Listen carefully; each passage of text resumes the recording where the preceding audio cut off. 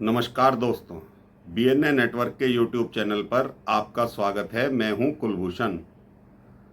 आज बात करेंगे जो कोर्ट ने 34 पन्नों का जजमेंट दिया है मनीष सिसोदिया के खिलाफ, उसमें क्या क्या है और जज साहब ने कितनी तल्ख टिप्पणी करी हैं।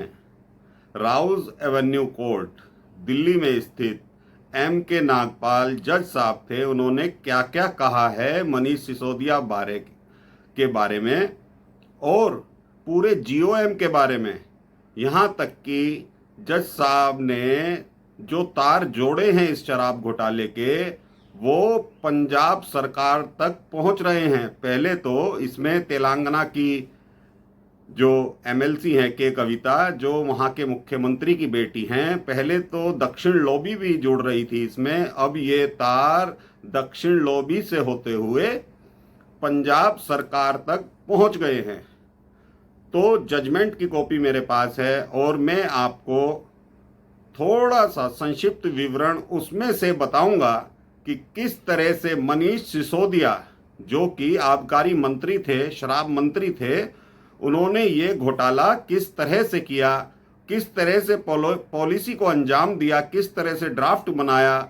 और जज साहब ने ये कह दिया कि प्रथम दृष्टया मनीष सिसोदिया इस शराब नीति के जो ड्राफ्ट की गई है उसके कर्ता धर्ता हैं, डायरेक्टर हैं और आर्किटेक्चर हैं। तो पूरा का पूरा जो फैसला जज साहब ने लिखा है जमानत अर्जी खारिज करते हुए, ज़्यादातर देखा गया है कोर्ट के निर्णय जो ऐसे होते हैं, जमानत अर्जी जब खारिज होती है वो 3-4 पन्नों के ही होते हैं, लेकिन जज साहब ने इसमें पूरा व्याख्यान किया है किस तरह से सीबीआई ने सबूत पेश किए हैं और किस तरह से ये मनीष सिसोदिया इसमें फंसे हैं। इसमें केजरीवाल और केजरीवाल के जितने भी मंत्री हैं ये सारे फंसते हुए आपको अब नजर आएंगे और पंजाब सरकार भी इसमें दखलंदाजी कर रही थी। वो किस तरह से है वो भी बताऊंगा, स्टेप बाय स्टेप मैं आपको थोड़ा सा इसमें बताता रहूंगा। तो देखिए मेरे हाथ में ये जजमेंट की कॉपी है और इसमें साफ लिखा है, पैरा 44 जो जज साहब ने बताया है, लिखा है, उसमें लिखा है पैरा 44, 90 से 100 करोड़ रुपए सिसोदिया ने पॉलिसी बनाने से पहले ही दक्षिण की लॉबी से ले लिए थे। इसमें जो मुख्य किरदार था वो विजय नायर का था, जो आम आदमी पार्टी के मीडिया प्रभारी बताए जाते हैं और दक्षिण की लॉबी उन्होंने ही जोड़ी थी इसमें कि दक्षिण की लॉबी को यह काम दिया जाए जिससे उन्हें कमीशन भी मिलता रहे। और 100 करोड़ रुपए की जो घूस शुरू में लेने की बात हुई है वो किस तरह से मनीष सिसोदिया ने हैंडल किया इस काम को, वो जज साहब ने बोला है।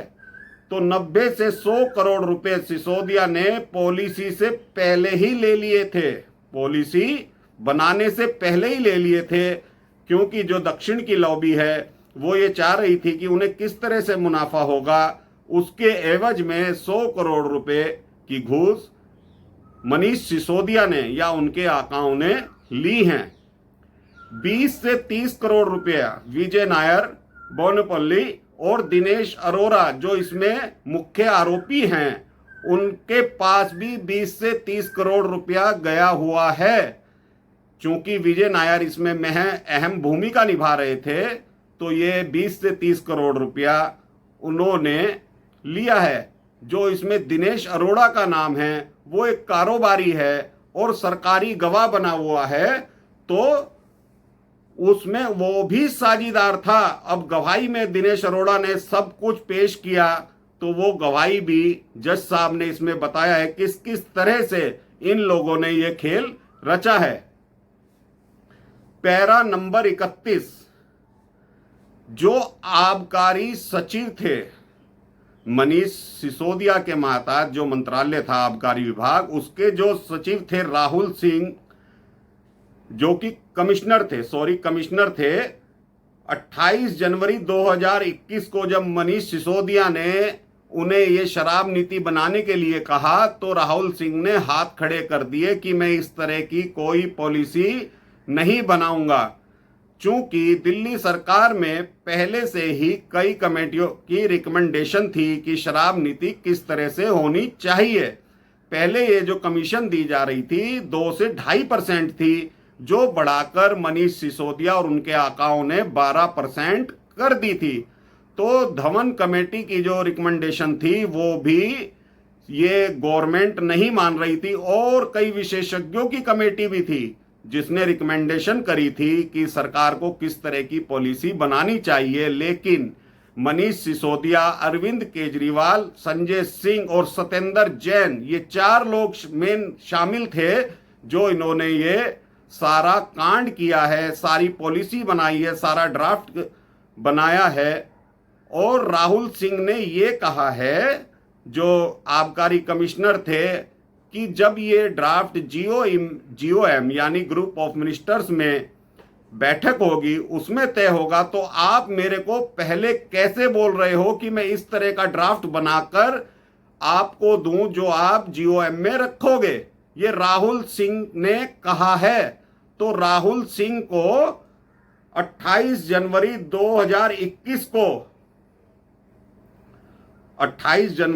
2021 को ये पॉलिसी बनाने के लिए कहा गया था, लेकिन राहुल सिंह ने मना कर दिया, स्पष्ट रूप से मना कर दिया कि मैं जो रिकमेंडेशन है पहले कमेटियों की, मैं उसके खिलाफ नहीं जा सकता। अब आते हैं पैरा नंबर 34, जो जज साहब ने कहा है। सिसोदिया ने टेलीफोन पर राहुल सिंह को धमकाया कि तुम्हें जो है आबकारी कमिश्नर नहीं रहने दिया जाएगा अगर तुम ये ड्राफ्ट नहीं तैयार करते हो। तो राहुल सिंह ने स्पष्ट मना कर दिया। राहुल सिंह पे देखिए किस तरह का प्रेशर डाला गया टेलीफोनिक। वो सारे कॉल डिटेल्स, सारी कॉल रिकॉर्डिंग कोर्ट के सामने सीबीआई ने पेश करी थी। उसके आधार पर ये जज साहब ने फैसला दिया है कि आपने, यानी मनीष सिसोदिया ने राहुल सिंह को किस तरह से धमकाया, डराया कि तुम्हें पद से हटा दिया जाएगा। इसके बाद 2 फरवरी 2021, 28 जनवरी के बाद 2 फरवरी 2021 को राहुल सिंह को कमिश्नर के पद से हटा दिया गया, आबकारी कमिश्नर के पद से हटा दिया गया, और संजय गोयल को नया आबकारी कमिश्नर नियुक्त किया गया। अब इन लोगों की आप देखिए, क्या मनीष सिसोदिया आबकारी कमिश्नर को बिना केजरीवाल की मर्जी के हटा सकते थे? नहीं हटा सकते थे, लेकिन 2 फरवरी 2021 को उन्हें भी हटा दिया गया और संजय गोयल को नया आबकारी कमिश्नर बना दिया गया, जिससे कि ये ड्राफ्ट तैयार हो सके और ये घोटाला किया जा सके। जितनी भी एक्सपर्ट कमेटी, सबकी अनदेखी करी गई। ये जज साहब कह रहे हैं जितनी भी एक्सपर्ट कमेटी थी जिसने रिकमेंडेशन दी थी किस तरह की ये शराब नीति होनी चाहिए, सारी की सारी अनदेखी करी गई मनीष सिसोदिया के द्वारा, केजरीवाल के द्वारा। और ये दिल्ली सरकार ने भी माना है, खुद केजरीवाल ने भी माना है, मनीष सिसोदिया ने भी माना है कि 1800 करोड़ रुपए का रेवेन्यू दिल्ली सरकार को कम प्राप्त हुआ है। ये नई सरकार ने जो नई नीति बनाई थी, इसमें 1800 करोड़ रुपए कम रेवेन्यू प्राप्त हुआ है। तो इसके बाद इन्होंने, जब ये जांच शुरू हुई 22 जुलाई 2022 को, जब सीबीआई को रिकमेंड करी गई एलजी के द्वारा, तो इन्होंने सारा खेल ही पलट दिया, ये पॉलिसी वापस ले ली और उसके बाद प्रेस कॉन्फ्रेंस करते हैं कि 1800 करोड़ रुपए का सरकार को घाटा हो गया।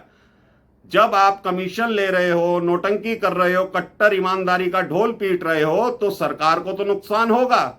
जब आप लोगों के घर भर रहे हैं, फायदा हो रहा है, केजरीवाल एंड कंपनी, नोटंकीबाज एंड कंपनी, मनीष सिसोदिया, जब इन लोगों को फायदा हो रहा है तो सरकार को तो घाटा होना निश्चित था।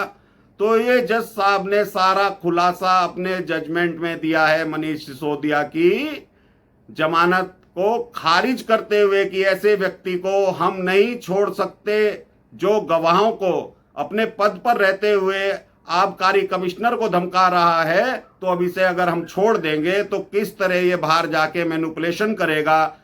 जो सरकारी गवाह हैं या और सबूत हैं, 1400 फोन तोड़ने का आरोप लगाया है सीबीआई ने, 1400 फोन।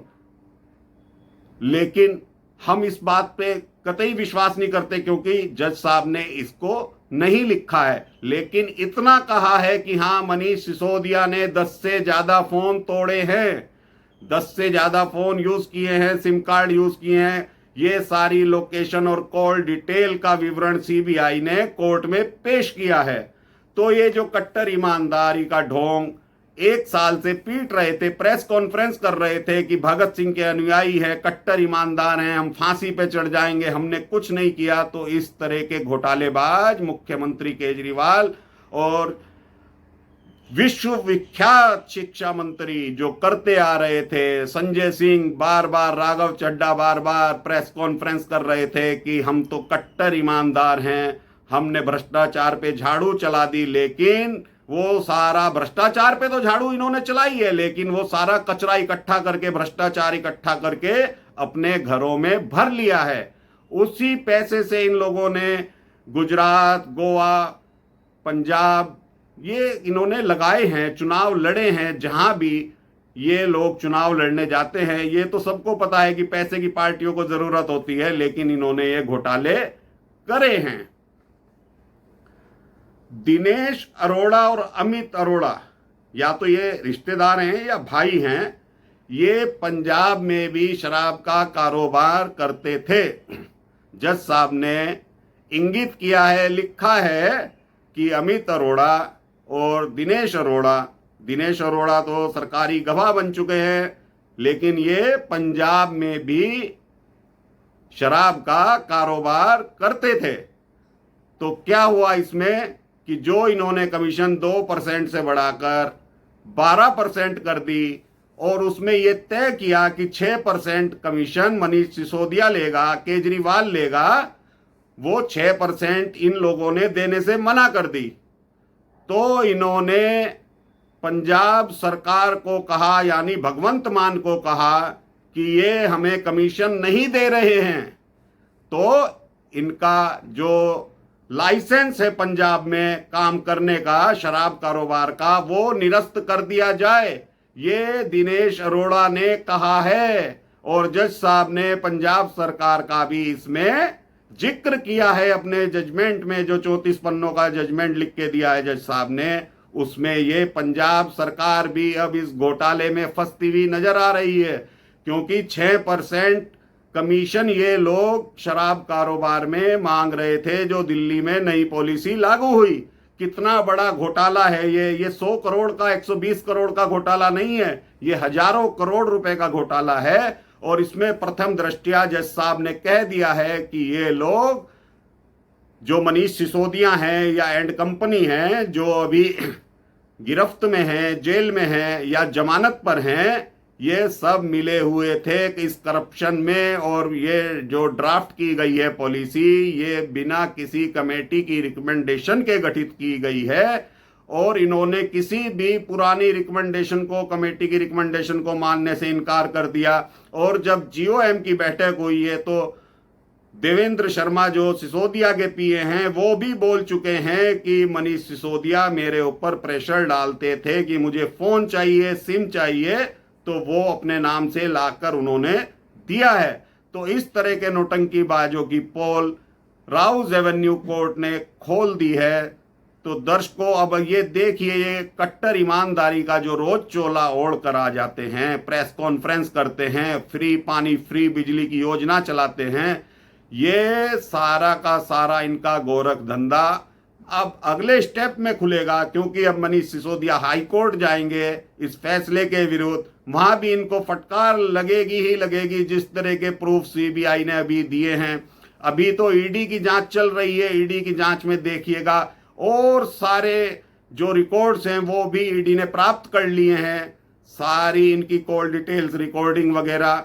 और विजय नायर के बारे में आपको बता दूं, ये विजय नायर अरविंद केजरीवाल का खास आदमी है। ये भी सीबीआई ने प्रूफ दिया है। अरविंद केजरीवाल जब पैसे के लिए कह रहे थे कि ये विजय नायर मेरा आदमी है। सारी रिकॉर्डिंग, वीडियो रिकॉर्डिंग कोर्ट में पेश करी गई थी। तो जज साहब ने विजय नायर को भी दोषी माना है, लेकिन सारी कथा नायक जो माना है वो मनीष सिसोदिया को माना है। और मनीष सिसोदिया बिना केजरीवाल के कोई भी कदम नहीं उठा सकते, क्योंकि वो भगत सिंह के नहीं, केजरीवाल के अनुयायी हैं। अब ये सारी पोल खुल चुकी है। तो दर्शकों, आज का कंटेंट मेरा आपको कैसा लगा प्लीज बताइए कमेंट करके। और आप इंटरनेट से ये कॉपी निकाल सकते हैं रावल्स एवेन्यू कोर्ट की और खुद पढ़ सकते हैं डिटेल में। 34 पन्नों का जजमेंट है ये। तो प्लीज मेरे वीडियो को शेयर कीजिए और चैनल को जरूर से जरूर सब्सक्राइब कीजिए। इन घोटालेबाजों की पोल मैं खोलता रहूंगा, खोलता रहूंगा, खोलता रहूंगा। नमस्कार, भारत माता की जय, वंदे मातरम।